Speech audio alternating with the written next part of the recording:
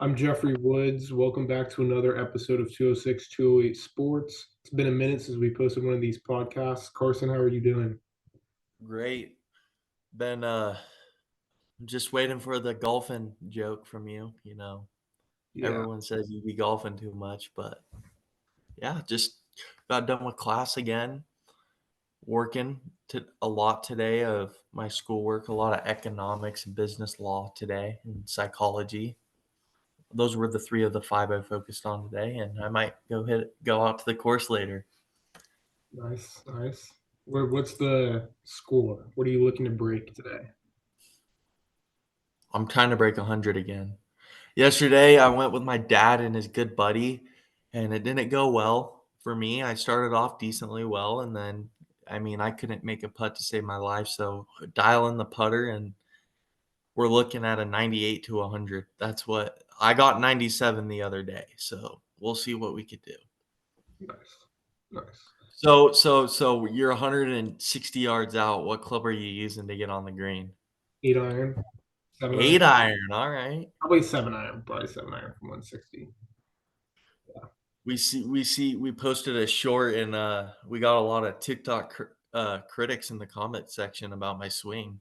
Yeah, Might have to post more golf content. yeah, we'll see. So, Carson, what are your thoughts on travel baseball?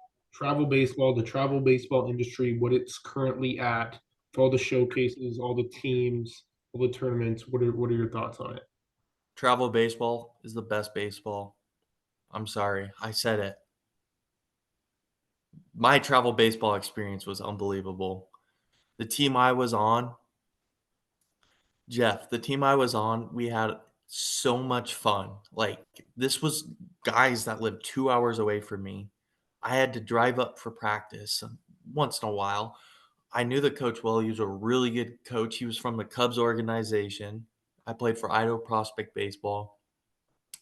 Played for him in the fall of my senior year, and that's when I really started to take off the recruiting process. But yeah, the organization, the skills, the coaching. We also had a guy that played in the A's organization as our assistant coach. He was really good. He was a former head coach at Wenatchee Valley.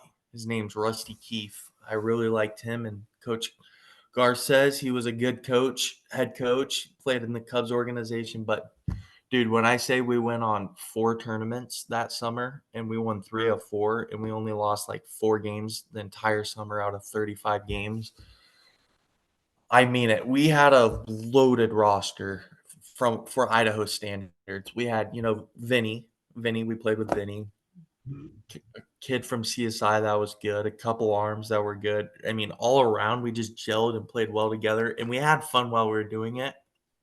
And that's what I really enjoyed. It was loose baseball, and there was some games that got heated. Like the last game of the year, we played in like a tournament championship, and we walked it off to win. So, and I like bruised my ankle in catch play. I was like catching someone's flat ground, and I was about to go into pitch, and I could not feel my right leg or my right heel at all. It's wild. So, what's your experience with travel ball I in think the the state of? travel, I think that travel baseball. I think it's just like collectively, it's just not what it was when I was younger. When you're in high school and when you're part of the recruiting game is like the huge part of it, and trying to get in front of coaches and just trying to play the best that you can to get potential offers. I feel like it's kind of been just in general, the recruiting game has kind of been shifted from what it was originally meant to be.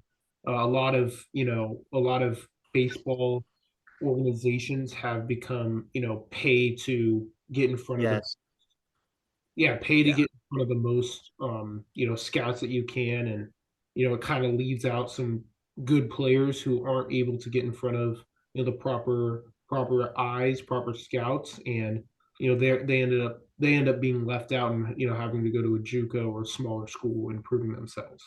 I'll add this. Yes, travel baseball is sketchy, but you got to do your research on the team, and there are some really good programs, travel baseball programs that you could be on. But there's also pay to win.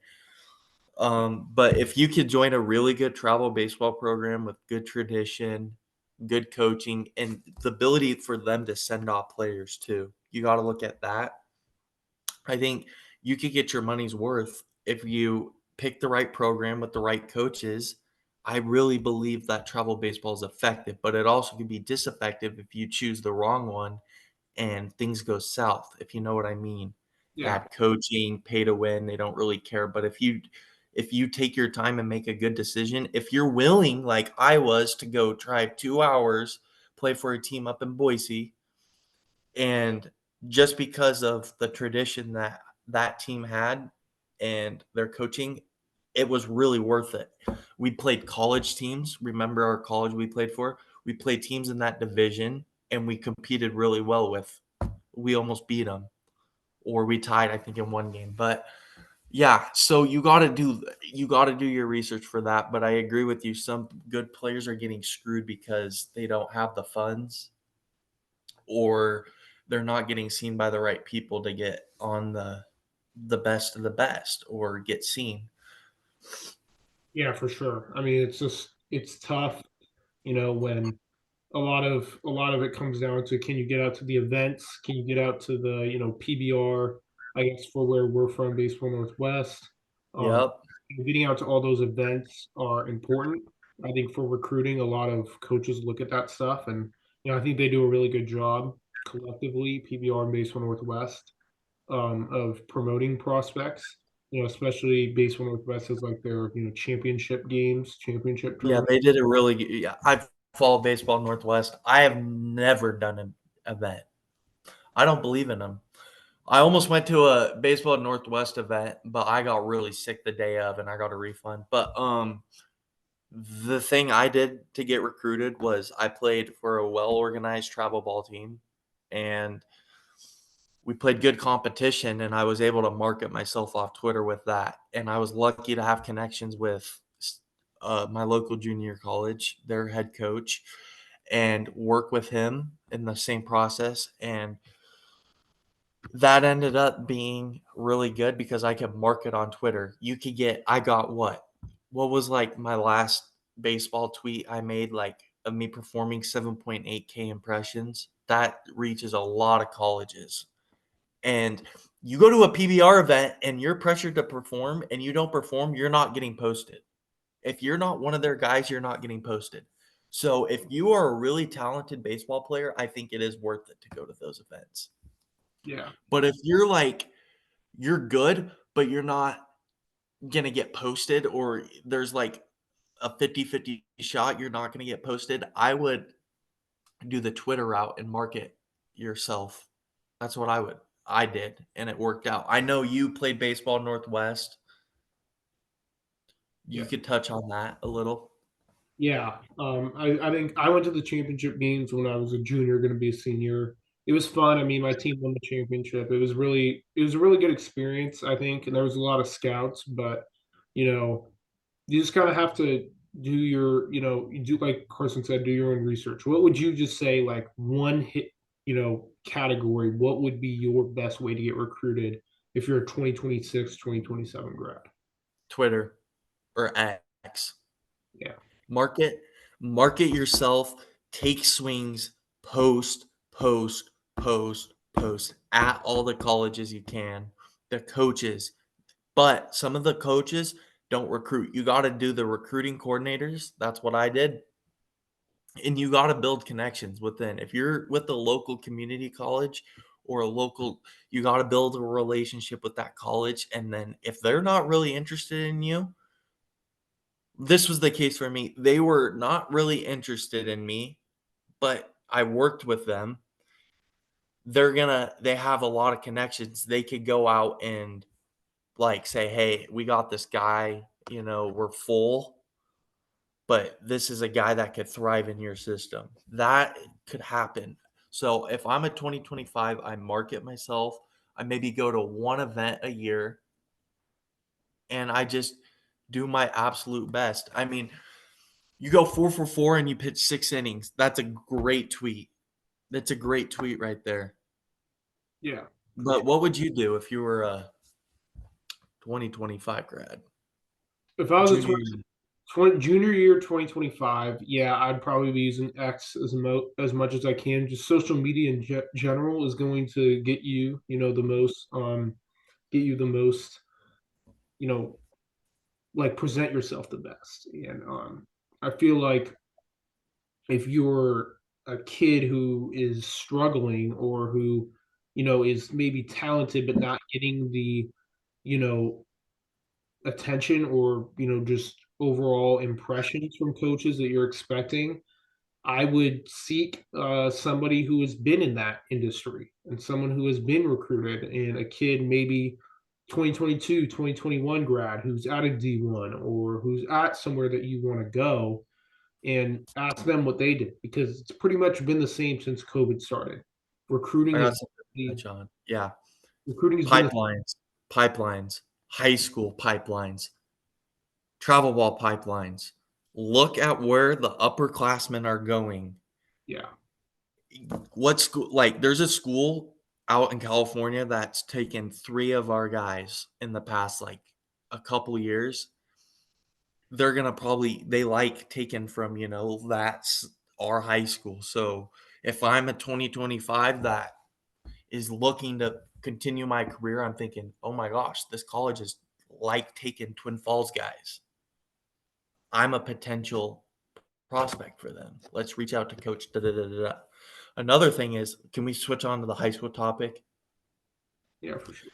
Pros and cons of high school. Go. Give me a couple pros and cons. I have a couple in mind. High school baseball. Yeah, high school baseball. I think the pros initially, like right out of the gate, you're going to be able to work, teamwork, right? I think not being so individualized is important and collectively trying to win a state title with, your team, right? Because that's what it's going to be in college, right? Or if you end up in, I guess if you end up in pro ball, yeah, something bigger. But, most guys end up going to college and when you go to college, the goal is to put the team, before yourself, right? The whole we over me mentality. And I think Yes. that is a benefit of high school. You really learn how to work with players, all types of players. Depending on the high school. I know some high schools that are selfish, Yeah. but my high school set great examples like that, and it prepared me. There was a lot of things that prepared me with that or high school prepared me for that didn't translate to college, which was odd. But I think at most colleges, like 70% of colleges, it would have translated. But that was just the decision I made, and it just it didn't translate as like they were teaching it. But what they were teaching was right. You know what I mean by that? Yeah. Yeah, for sure. Okay, give me a con real quick, and then I'll just go, and then we'll talk about baseball and golf swings. Con is probably the fact that it takes up it's a lot of unnecessary, downtime, I think, when it comes to, your development, right? While yes, it is fun, it is great experience for sure. There's a lot of times where, you know, you just you're not like being productive, right? I feel like a lot of high school teams and programs aren't being as productive as they can be. And there's a lot of wasted time. Personally, at my high school, that was not the case. But from what I've heard from other high schools, Yeah, yeah, waste of it time. can be That very, wasn't the case very here at mine. I was lucky to have a really good high school, old school, bunt every couple innings. That was funny. But I think a pro is, I mean, you learn how to deal with adversity. I remember my junior year, we went 0-4 in Boise. We played 5A, 4A comp, and it was bad. We were under 500, and our coach was saying, "No more cutting corners. We got to drive through this." We somehow we won districts and got to state and got second and all. And it taught us through like we got to weather the storm, yeah. and we got to like when things don't go our way, and then when our peak is happening, we got to take advantage of it. And that was really what we did well down the stretch. I think the life lessons were good. Now, a con is there's not enough games. Yeah. There's definitely not enough games. There's also, how do I say this? There's not enough games, but there's also like the competition. Well, where I was, it wasn't as good in our conference as it was probably with you. And so it just didn't translate well. Yeah. Yeah, for sure. Okay. The question that we've been, you know, waiting to ask each other, I guess. Does your golf swing affect a baseball swing? Okay. I know a couple. We are pitchers, but you were a 2-8. So I'll let you touch on this. So I used to be a switch hitter when I was first coming up. Was a switch hitter, did both. Could not golf left-handed, can only golf right-handed. I mean, I can hit the ball, but it's not really that good. Personally, I never really saw the effects of my baseball swing being altered by a golf swing. I've known some people who have actually intentionally started golfing the opposite hand because they were right-handed hitters, and they were scared to mess up their baseball swing. And yeah, they golf left-handed. But personally, I'm don't use the translation. I played with a lot of golfers or a lot of baseball players that swing the bat and it doesn't affect their swing. It's a false narrative. But my sister, on the other hand, didn't want to golf because she thought it would mess up her swing. And she said, like, I remember, like, we were at Top Golf and she was like, oh, my dad would say, like, it might mess up your swing. And so she, like, didn't do golf at all. And so when she did Top Golf with us, I don't remember if she struggled or not, but I think she it affected her swing a little bit, but I'm not don't quote me on that. But that narrative is so false. It's such a different swing, in my opinion. But why do you think baseball players slice the ball in golf? Is it because they're coming across like they're swinging this way?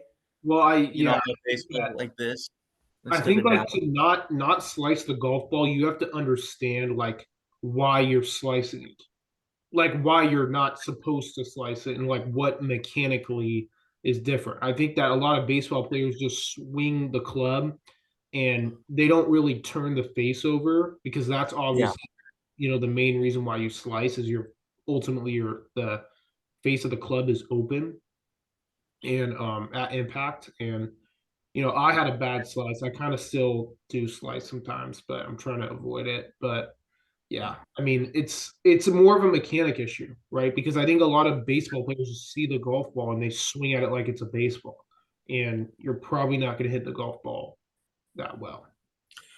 Yeah, I also noticed baseball players that get the hang of golf hit the ball farther than expected. Like, we Yeah, can rip. yeah, I'm not saying I can. That's a little too, debatable. well, it's not debatable, it's just wrong to say. I'll let the people judge that when we Yeah, post a couple shorts. But, I know my dad can hit the crap out of the ball. He was a former baseball player. I know I have a couple old teammates that could hit it. I know you could probably hit it far. So I just feel like the rotation in the hips, or what do you think that's about? yeah. I think like Mobility? you gotta understand like the golf swing. For me, when I first started, I hit everything straight in the air or I topped it. Had no idea how to strike the ball. You have to understand how to strike the ball and like yeah, how your lower half works, right? There's like a transition from I guess like your backswing to your actual swing that I'm kind of just, implementing into my golf swing. And that's what's given me the ability to kind of hit the ball further. Like you got to understand the lower half though. You really have to. Yeah, I'm looking at X right now, and it looks like there's some news going on, but I don't know if it's true. Unconfirmed source says the Commanders are going to draft Jaden Daniels at 2. Thoughts? I don't think it's true, but I think it should happen. I think that Jaden Daniels is the best quarterback in the draft, personally. I think he's yeah, the most pro ready. I think Caleb Williams is going to be a bust. I really do. Yeah. He brings that energy. Have you ever seen the movie Draft Day No. with Kevin Costner? Okay, watch that movie. If people watch, Bo Callahan is literally Caleb Williams. Okay, Williams, yeah. You got to watch it. It's a really good movie. Anyways, I think that should be enough for the pod. We're going to be posting a lot of golf content, a little baseball. We want to talk college football. We really do. Yeah.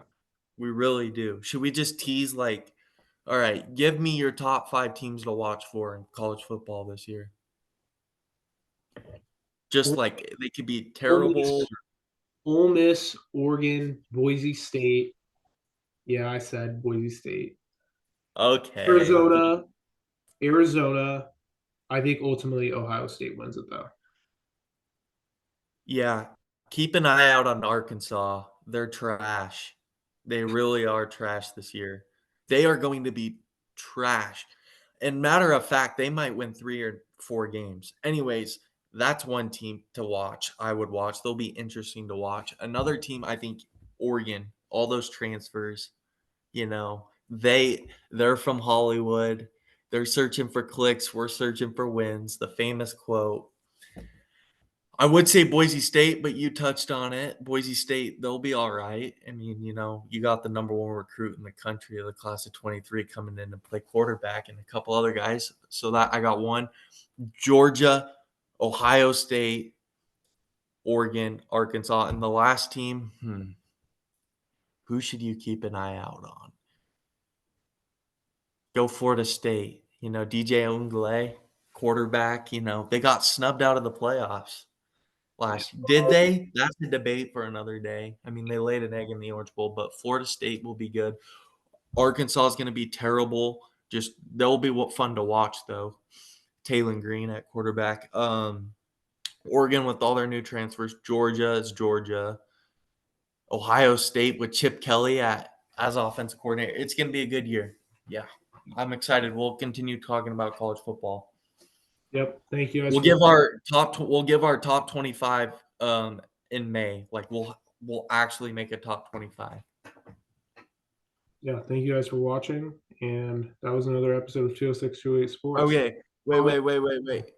Before we go, comment who do you think the better golfer is? Okay, yeah. Like, comment, subscribe for more. And yeah, thank you guys for watching.